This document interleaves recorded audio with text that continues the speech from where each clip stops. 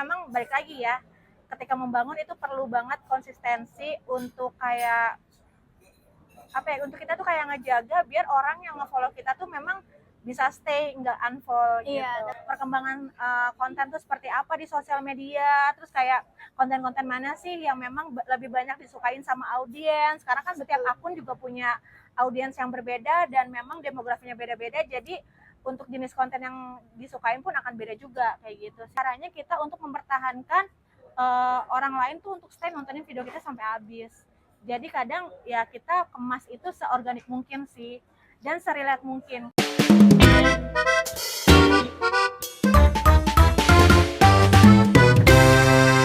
Halo teman-teman. Nah, hari ini aku lagi bersama-sama Kak Riri nih. Nah, BTW sebelumnya kita lanjut sharing ke selanjutnya. Aku mau say thank you dulu dong sama kakak. Sama-sama. Kak. Udah kayak sedang bertransaksi ya. Nih, Kak Riri tuh dari jadwalnya tuh yang sibuk. Atau kita mau ketemu kemarin ya kak ya? Iya. Temunya tuh adalah kemarin, tapi Kak Riri tuh pengen nyempilin kita di hari Sabtu. Tapi aku takut nanti kita terburu-buru. Iya, jangan dong. Iya, jadi aku milih lebih baik. Sini. Ya udah hari Minggu aja free-nya kakak kayak gitu. Karena kemarin nggak jadi pergi juga tau. Jadi kita malam Kak. Oh iya, baik. Harusnya kita malam Mengerti lah ya. kemarin. Jadwal-jadwal anak muda malam minggu. Betul. Oke. Kita mau sharing dulu sedikit bagaimana pertemuan aku sama Kak Riri ini. Sebenarnya pertemuan kita tuh cukup aneh tapi bisa sampai podcast sekarang. Itu adalah Pilates. Iya, betul. Jadi aku ketemu sama Anggi itu pas kita nggak sengaja ketemu di Pilates dekat sini. Iya, tepatnya di Merland. Oke. Kita Pilates itu awalnya tuh aku Pilates ngerasa aduh sendiri nih. Ternyata tidak sendiri. Aku berdua sama Kak Riri juga baru. Iya, jadi memang kayak kita tuh ketemunya pas kita lagi Pilates, aku sendiri terus Anggi sendiri. Terus aku iseng lah karena aku anak ekstrovert parah. Terus ya udah aku tanya, kamu sendiri aja, namanya siapa? Kenalan deh gitu. Dari yang awalnya kayak aduh anak introvert ini harus berkenalan dengan anak yang ekstrovert, dan kita ini ya Kak follow-followan, tapi Betul. abis itu aku langsung kaget karena centang biru dong, kaget. BTW Kak, kakak sekarang lagi sibuk apa nih? Aku masih sibuknya itu Senin sampai Jumat bekerja sebagai MCN manager di salah satu agensi. Terus Sabtu Minggunya ya aku ngonten, kadang visit event atau kerjaan sampingan, sama aku juga lagi fokus buat ngebikin agensi aku sendiri juga. Tapi kakak tuh aku lihat sih dari Instagram kakak tuh selalu kayak coba-coba hal baru nggak sih Kak? Betul. Apalagi yang kita tuh sempet kemarin pas di Pilates ngomong sepenggal doang kan ceritanya. Tapi pas aku kepoin IG kakak. Oke, baik, ada yang stalking aku nih di Instagram. Aku kepoin IG kakak kayak, oh my god, ternyata kakak tuh duta. Oke. Terus ternyata kakak tuh suka coba untuk hal baru ya Kak? Betul. Jadi aku sih beranggapannya kalau misalnya aku ada waktu luang, sebisa mungkin aku maksimalin untuk hal-hal yang positif sih, gitu. Karena kan kalau misalnya kita sibuk dengan hal yang positif, itu akan membawa dampak yang positif juga buat diri kita. Betul. Gitu. Dan itu pun akan mempersempit hal-hal negatif bisa masuk dalam diri kita gitu sih. Jadi kenapa kalau misalnya aku punya waktu luang, bukannya aku pengen dipanggil si paling sibuk nih, cuman kayak aku bisa ngelakuin apa lagi ya, aku bisa belajar apa lagi ya, istilahnya kayak aku selalu merasa ada hal-hal yang perlu di-upgrade di dalam diri aku gitu sih. Tapi kalau dari konten-konten kakak tuh kakak lebih cenderung ke beauty atau lebih baik kayak traveling kayak gitu? Oke, sebenarnya aku suka traveling, cuman kalau untuk niche konten aku sendiri itu lebih ke beauty sama lifestyle sih. Gitu. Tapi kakak tuh mulai Apa? buat jadi content creator tuh sejak kapan?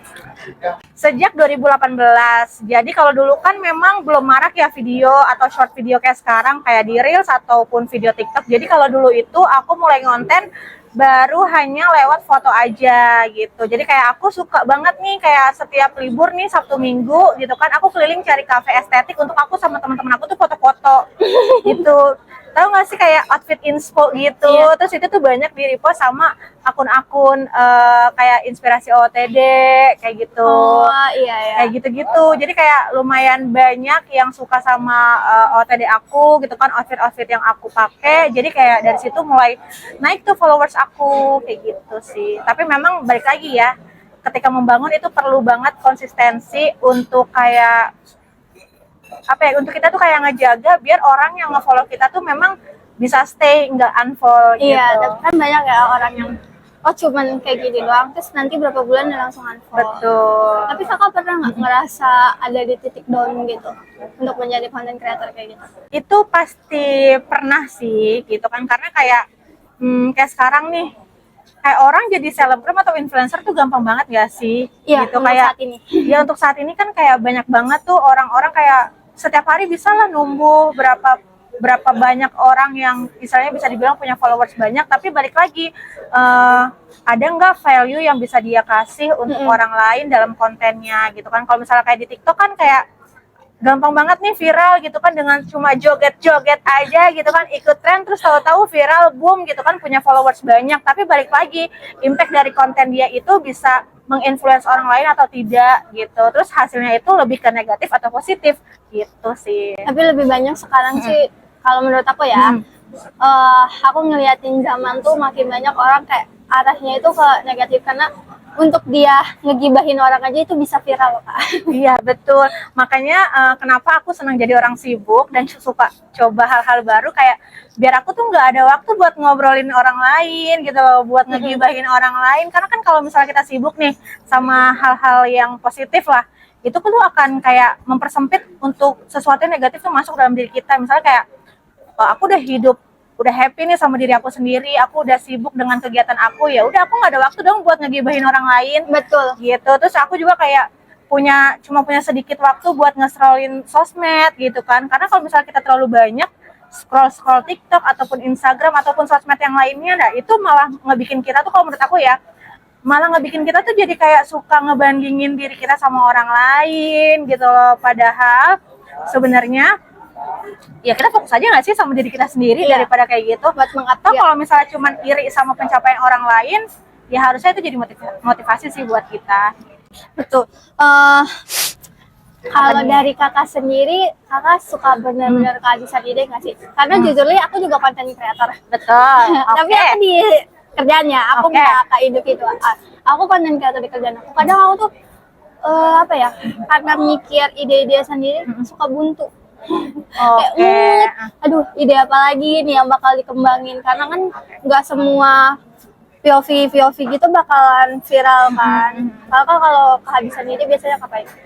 Sebenarnya kalau misalnya itu pasti semua orang pernah ngalamin hal itu ya, yang namanya burnout atau kehabisan ide, jenuh dengan kegiatan sehari-harinya dia gitu. Itu tuh pasti bakalan kita temuin deh gitu kan. Nah, cara aku sih sebenarnya kayak, makanya aku kayak suka traveling. Nah, itulah untuk membuat pikiran aku tuh refresh lagi gitu. Terus kalau misalnya untuk konten sendiri, apalagi memang kamu kan di kantor ya, itu kan pasti kayak ada editorial plan yang memang harus kamu susun gitu. Jadi kayak memang harus riset lagi perkembangan konten tuh seperti apa di sosial media. Terus kayak konten-konten mana sih yang memang lebih banyak disukain sama audiens. Karena kan setiap akun juga punya audiens yang berbeda dan memang demografinya beda-beda. Jadi untuk jenis konten yang disukain pun akan beda juga kayak gitu sih. Jadi memang harus lebih banyak riset, terus harus lebih lebih banyak ngobrol sama orang-orang yang memang sekiranya itu punya pengalaman atau bahkan dia memang berkecimpung di dunia itu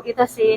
Makanya kalau untuk tim sosmed atau tim kreatif di tempat aku kerja, itu tuh dia memang kayak terdiri sama orang-orang yang memang kayak hobi scrolling TikTok, tapi untuk mencari ide-ide baru gitu, untuk riset konten gitu. Jadi nggak cuma kayak scrolling doang tapi nggak ada faedahnya gitu. Tapi dari kakak sendiri pernah nggak di tempat kerja kakak sekarang pernah ada pencetus buat ide terbaru nggak? Kan biasanya selama ini tuh aku juga belum pernah sih ngecetusin ide yang terbaru sampai viral. Biasanya tuh paling ngikutin orang yang POV. Oke. Sebenarnya kalau misalnya untuk mencetus ide baru sih itu bisa dikatakan susah, tapi sebenarnya dengan konten yang udah ada pun kita kan bisa ATM, amati tiru modifikasi gitu loh, sesuai sama personalitinya kita. Nah kalau misalnya di kantor itu kita tuh sekarang lagi senengnya itu bikin konten-konten UGC gitu. Konten-konten UGC ini sebenarnya bisa dibilang konten-konten yang sebenarnya tuh lebih relate sama audiens dan memang bukan konten yang sifatnya itu hard sell. Jadi memang kita kadang suka masukin produk di situ, ujung-ujungnya memang jualan tapi nggak kelihatan seperti orang lagi jualan. Kayak gitu. Itu sih karena kan kalau misalnya pengguna Instagram atau pengguna TikTok nih ya, buka TikTok terus munculnya iklan lagi, endorsement lagi, bosan nggak sih? Langsung di scroll. Pasti langsung di skip kan. Nah bagaimana caranya kita untuk mempertahankan orang lain tuh untuk stay nontonin video kita sampai habis.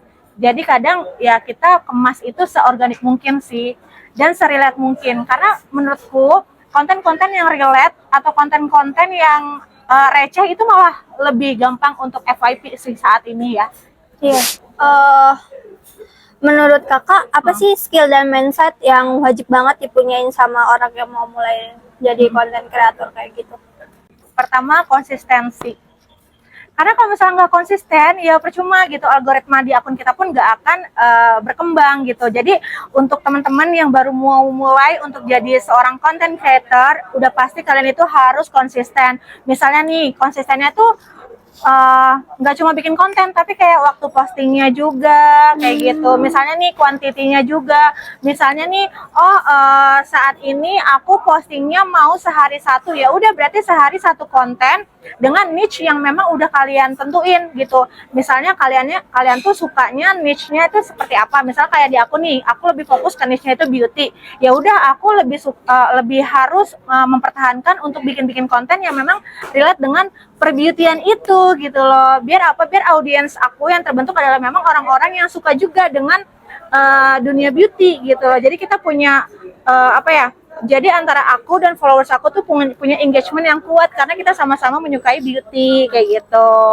Gitu sih. Kadang kalau misalnya kita nggak fokus atau kita kayak mau coba deh niche yang ini, mau coba niche yang itu pun akan membingungkan algoritma kita sih gitu. Jadi algoritmanya itu nggak akan berkembang secara maksimal gitu, karena ya balik lagi lo aja nggak fokus gitu bikin kontennya mau kemana gitu kan, gimana audiens dan algoritma bisa ngebaca hal itu kayak gitu sih. Jadi perlu konsistensi, terus harus pantang menyerah juga. Kalau emang kontennya nggak naik ya udah konsisten dulu aja gitu kan, jalanin dulu aja gitu kan, tetap bikin konten. Terus juga kayak kalau misalnya udah selesai bikin konten dan udah posting, riset lagi kontennya itu udah sesuai atau udah relate belum nih dengan audiens kayak gitu. Itu sih yang memang harus diperhatiin untuk orang-orang yang memang saat ini mau jadi seorang content creator gitu. Tapi kalau ngomongin masalah jam posting ya, awalnya tuh pas di kerjaan aku tuh biasanya di jam 9 ke bawah. Jam 9 ke bawah tuh pasti FYP waktu 1000, 2000, pokoknya bisa sampai 100.000 lebih, tapi walaupun itu aku dihujat. Oke. Tapi Konten hujatan. tapi waktu itu beriring jalannya waktu, tapi akhir-akhir ini tuh aku lagi sepi. Padahal di jam postingnya sama, apa karena kontennya ya? Bisa jadi karena kontennya mungkin kayak kurang relatable sama audiens di akun tersebut. Terus kadang nih ya, jam posting sih sebenarnya untuk saat ini tidak begitu mempengaruhi ya, tapi balik lagi nih, untuk hook yang dibuat di suatu konten itu bisa nge-trigger orang untuk nontonin terus sampai habis atau enggak.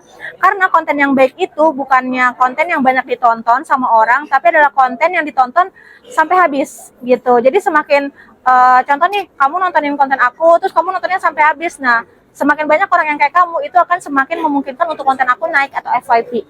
Ketimbang kayak orang muncul nih, konten aku muncul di contoh di beranda kamu tapi kamu skip, nah itu makin nggak direkomendasikan untuk FYP kayak gitu.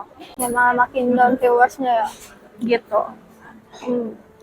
Nah kalau misalnya aku perhatiin sih saat ini tuh kebanyakan orang-orang tuh suka konten yang berbau entertain sih, kayak komedi, terus kayak yang ada storytellingnya, kayak bercerita atau enggak kayak adegan-adegan sinetron. Itu sih yang lagi kayak orang-orang banyak suka gitu.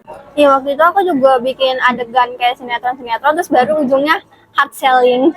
Nah, kayak gitu. Jadi kayak memang untuk saat ini kalau misalnya memang mau konten yang masukin produk atau nggak mau ngejual jasa sesuatu gitu kan, itu memang nggak bisa dikemas sama hard sell sih, kecuali memang untuk jenis kontennya sendiri USP atau unique selling product. Jadi kayak memang kalau untuk di suatu brand sendiri kita harus dibagi itu antara konten promo atau USP, terus juga untuk konten-konten yang menunjang untuk audiensnya kayak gitu sih. Jadi memang nggak bisa dipaksain untuk semua orang tuh kita sodorin tentang produk terus, tapi kayak balik lagi kan nggak semua orang suka kayak gitu. Iya.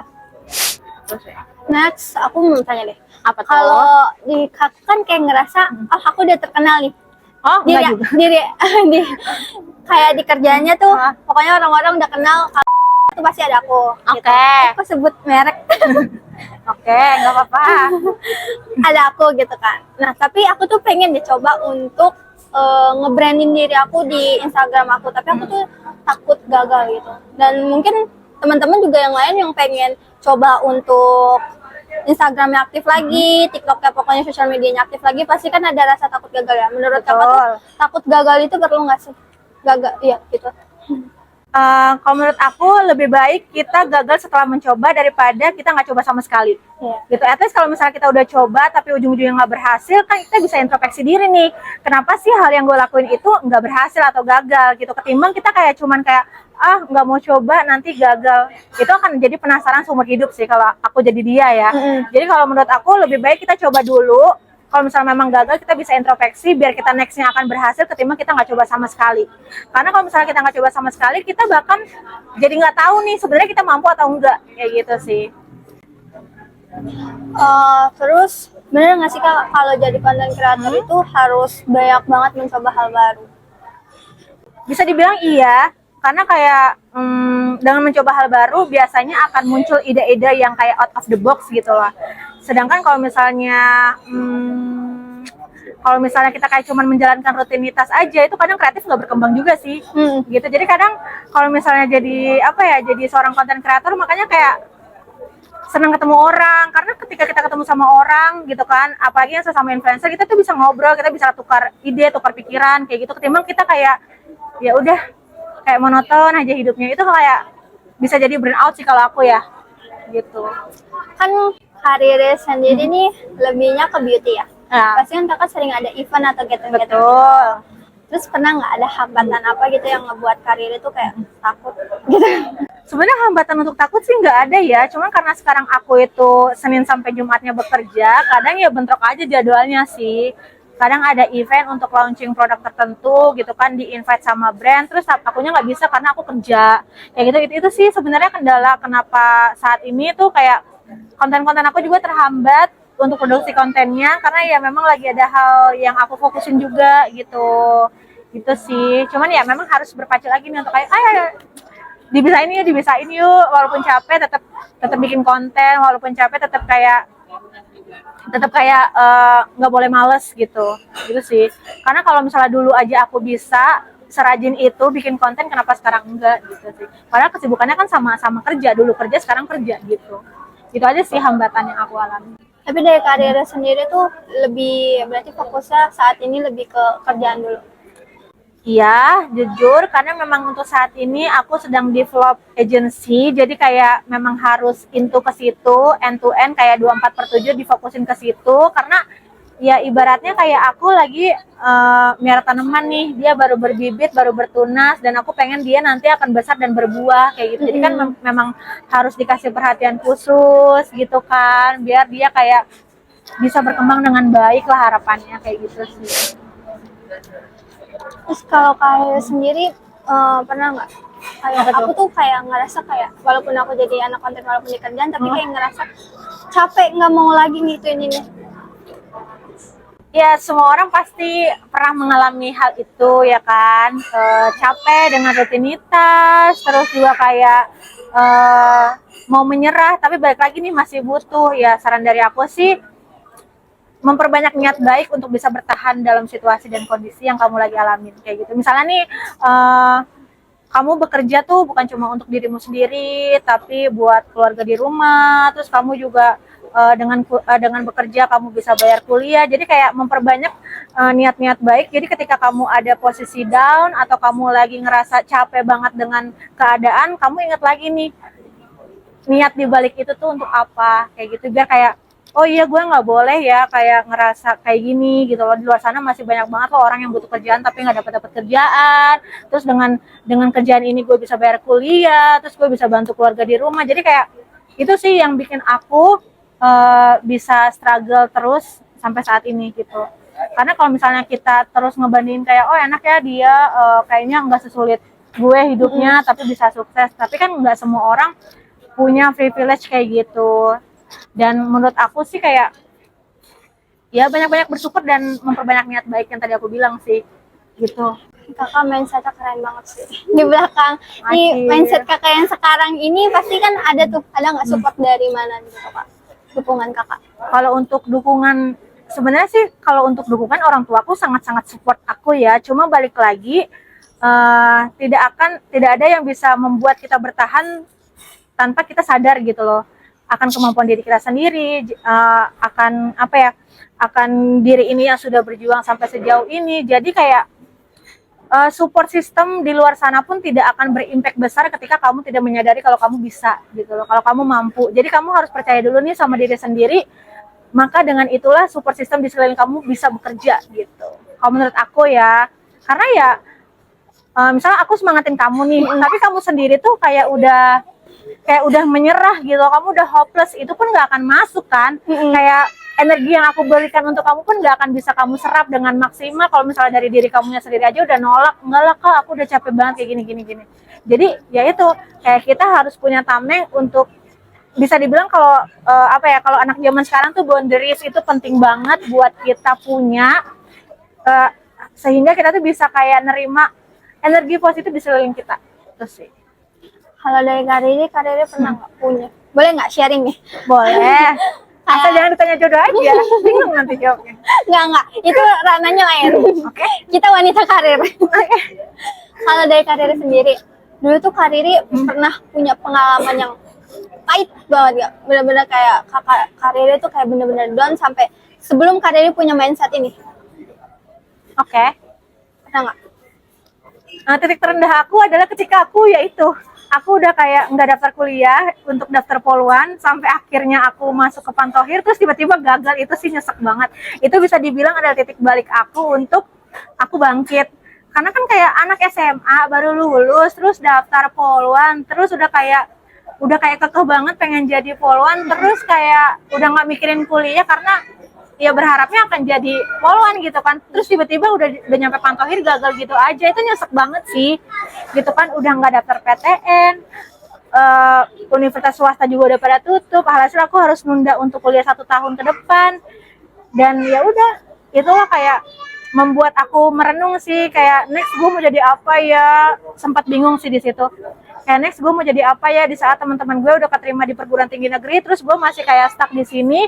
Gue poluan gagal, terus juga nggak daftar kuliah sama sekali, terus setahun ini gue harus nunggu tahun depan buat kuliah lagi. Itu sih yang jadi kayak bisa dibilang kayak titik terendah aku. Karena ngerasain gak sih udah berjuang mati-matian terus gagal gitu aja gitu.